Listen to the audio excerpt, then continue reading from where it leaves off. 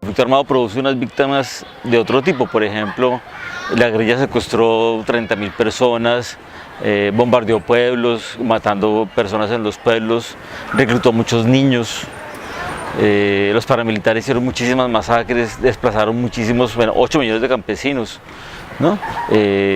Entre todos tuvieron muchos desaparecidos, 165.000 personas desaparecidas en Colombia, que es un número muy grande.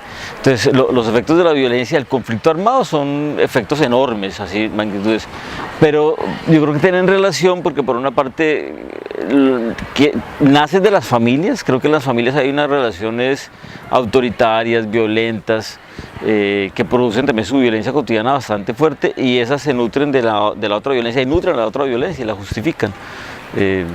La segunda parte de su pregunta es cómo afrontar eso. Yo creo que tiene que apuntársela a un cambio cultural, ¿no? Una cuestión educativa muy fuerte en todos los niveles de la educación, pero si las personas no entienden que necesitan tener una escala valorativa distinta, una forma de actuar distinta, es muy complicado que el país efectivamente construya la paz. Sí, yo creo que en general en Colombia no es que el gobierno haya aceptado las causas del conflicto armado. Siempre decían que había grupos terroristas o grupos guerrilleros ilegales, pero no aceptaron que había unas causas objetivas de la guerra. Por ejemplo, en Colombia nunca se ha aceptado de parte del gobierno que hay un problema de desigualdad enorme, que hay un problema de tierras enorme, que hay un problema de exclusión social enorme, sino que hay una gente que, siendo una sociedad tan buena, genera violencias que no entendemos. Eso es un poco la versión del gobierno. Tanto que en el acuerdo de paz con la guerrilla, con las FARC ahora, el tema del modelo económico y el modelo social no se tocaban, ¿no? Y firmado el pacto de paz, la posición del uribismo, que es mayoritario en el país, es que el tema de la tierra no se puede tocar. Y con la tierra es que 8 millones de hectáreas pasaron a manos de paramilitares o grandes empresarios, empresas mineras, y las perdieron los campesinos y no las van a recuperar. Entonces hay unas injusticias muy grandes, estructurales, y que la guerra las acabó de producir, que no se quieren ver. Uribe, por ejemplo, prohibió hablar del tema de la guerra. No había conflicto armado en Colombia, entonces había muertos, pero no sabemos por qué. Fue la época de mayor cantidad de muertos en Colombia, hay unos picos de violencia altísimos en la época de Uribe, pero la prensa no podía decir que estábamos en conflicto. Entonces las Naciones Unidas dicen que estábamos en el callejón, un callejón autoritario que prohíbe ver, reconocer que hay guerra, que hay muertos, que hay violencia. Entonces yo creo que hay que reconocer que efectivamente estábamos en un conflicto armado, que todos los bandos han cometido excesos, han cometido crímenes contra las personas, contra los derechos humanos, que también tienen muchos vínculos con la mala ética, la mal comportamiento que tenemos los colombianos, y en particular muchos vínculos con el tema del narcotráfico, que los han tenido todos, ¿no? Entonces, eso me parece que es importante reconocerlo. Si no se reconoce eso, salir de la violencia va a ser muy complicado. Yo creo que es muy importante dejar de ver que el problema está en los otros. No es que hay unos guerrilleros malos, son unos militares malos, son los paramilitares malos, son los gobernantes malos. Es que nosotros como sociedad tenemos un problema ético que genera esa sociedad llena de violencia. Entonces, si eso no se cambia desde las familias, si no aprendemos el valor de respetar la vida humana en su integridad, desde los niños hasta los ancianos, si no entendemos el respeto, por ejemplo, a las mujeres, a las diferencias, a las diferentes posiciones, eso es muy complicado construir la paz en un país como Colombia. Y el efecto de la guerra es que estamos muy polarizados, muy divididos, una sociedad muy fanatizada por unos bandos muy, un poco histéricos de lado y lado, ¿no? Uno dice una cosa y sale todo el mundo a criticar lo que uno dice. Hay como incapacidad de reflexión, de tomar distancia. Entonces creo que se necesita eso, tomar distancia, pensar, calmarse. Sí, yo me acuerdo que en la década del 90 y el 2000, que había pasado la paz con el M-19, había un proceso muy interesante en un barrio al sur de Bogotá, donde había un oficial del ejército, que ya retirado, y un líder guerrillero del M-19 retirado. Y los dos eran los líderes del barrio, era una comunidad, y esos eran los líderes. Entonces era muy interesante ver cómo vivían ahí guerrilleros y exmilitares y cómo tenían que resolver las cosas entre todos. Eso es una experiencia muy bonita de construir paz, reconociendo que somos seres humanos, ¿no? que la cosa nos encuentra en la humanidad, y no podemos andar con esa bipolaridad de que somos enemigos. Eso hay que romper con la cosa de la enemistad. Hay que volver a mirar a las personas en su humanidad, porque si no seguimos en esa mentalidad guerrera que hace mucho daño. La memoria colectiva, el problema es que tiene versiones, ¿no? Entonces, por ejemplo, ha sido muy complicado tocar el tema de desaparición forzada, ¿no? Muy complicado. Ahorita están sacando el tema del genocidio de la UP, y el Centro de Memoria Histórico tiene procesos para que no hable de genocidio, sino de exterminio. Entonces, exterminio suena mal porque se exterminan ratas o cucarachas, pero no personas. En cambio, genocidio es un grupo específico, que fue lo que pasó, se mató a un grupo político distinto que estaba vinculado a un proceso de paz de la guerrilla en los 80. Entonces, hay como las palabras, lo que se dice, lo que no se dice, es muy delicado, ¿no? Entonces ahí la memoria es un campo de batalla por reconstruir las cosas. Yo creo que es muy importante que las víctimas de todos los tipos tengan la palabra y cuenten qué fue lo que pasó, y es muy importante que esas víctimas, aparte de contar sus cosas, pues también se reconcilien, se tranquilicen, ¿no? Porque o si no seguimos en muy malos términos. Fíjese, por ejemplo, la directora de la unidad de víctimas, Yolanda Pinto, es la esposa del gobernador Gaviria, que asesinó a las FARC, ¿no? En esa época la gobernación de Antioquia estaba empeñada en promover la no violencia y hacía unas marchas muy fuertes de no violencia, porque la guerrilla tenía bloqueados los caminos y metía a la gente allá, no podía salir de los pueblos. El gobernador Gaviria hizo una marcha, hizo una educación muy grande en no violencia en todos los municipios, y era una gobernación muy interesante, con participación de la comunidad y comunicación de la comunidad. Hizo esa marcha y la guerrilla lo secuestró y lo acabó matando. Entonces, pero esta mujer, viniendo ese ejemplo de su marido comprometido con la no violencia, desde el comienzo los perdonó, ¿no? O sea, no está resentida, y ahora se reunió con los guerrilleros, con los líderes guerrilleros, y decía, pues yo los perdoné desde el comienzo, no tengo, ya perdoné hace mucho tiempo, o si no, no podía seguir adelante. Entonces, si no se perdona, la vida está como atascada en el odio, en la confrontación, en el resentimiento, y la vida no puede avanzar. Entonces es muy importante el tema de avanzar, ¿no? Yo sé que los muertos no van a volver, ¿no?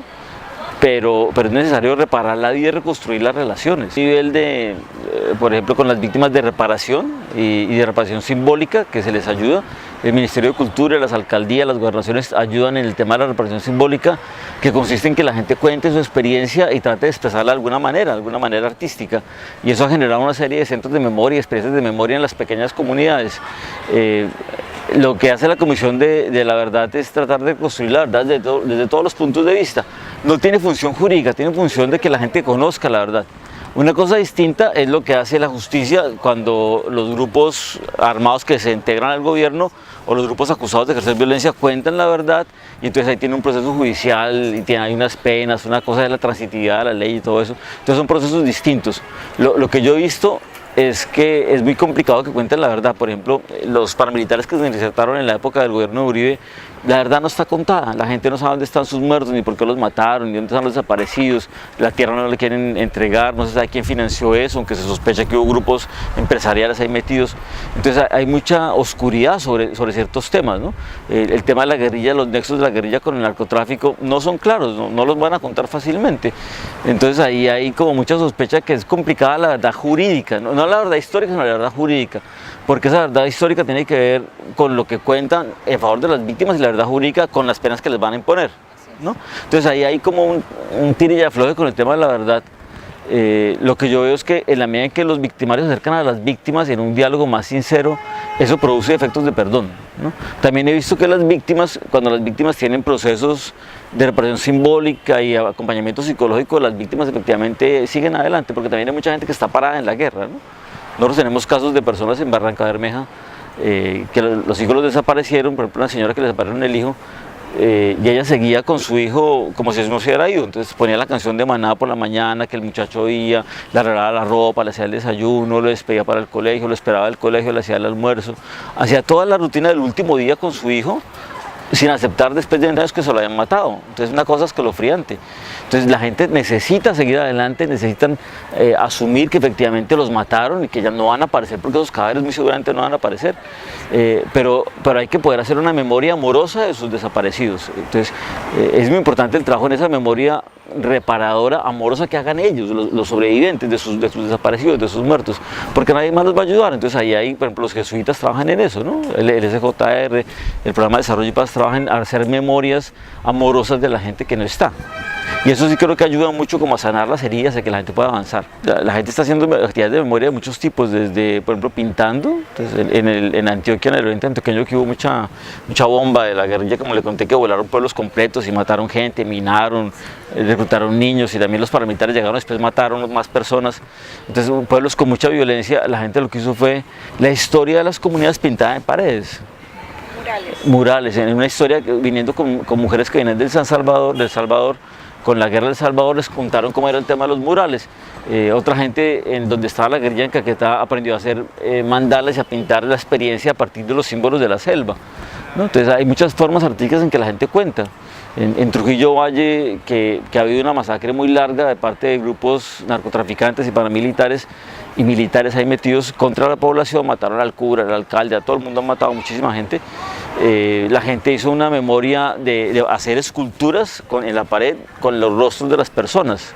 ¿Habían sido asesinadas? ¿Qué? Las personas que habían sido asesinadas y desaparecidas. Entonces hay muchas formas de hacer la cuestión artística en Colombia. Yo creo que nosotros tenemos una vena artística importante en todos estos pueblos de América Latina, entonces eso se expresa más o menos fácil.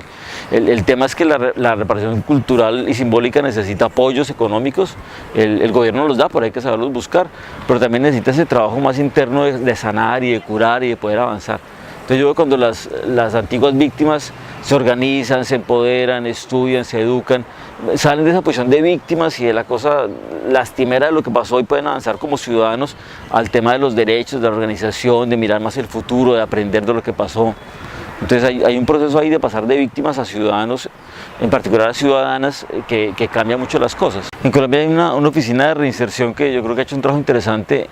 Empezó con el M-19 en los 90, muchos de los soldados del M-19 no tenían bachillerato, entonces la Universidad del Valle y el gobierno nacional les dieron formación básica de acabar su colegio y luego hicieron formación técnica, ¿no? Y algunos les pagaron la universidad. Yo creo que eso es muy importante, que la gente aprenda a hacer otra cosa diferente a echar bala. Porque si llevan desde chiquito echando vale, pensando que hay que matar, pues hay que sacarlos de eso. Hay que aprender la vida, la convivencia, los valores de la ciudadanía. Entonces me parece muy importante el tema de la educación. La oficina de reinserción ha hecho eso, ¿no? Como un trabajo largo de formar a las personas, sacarlos de ahí.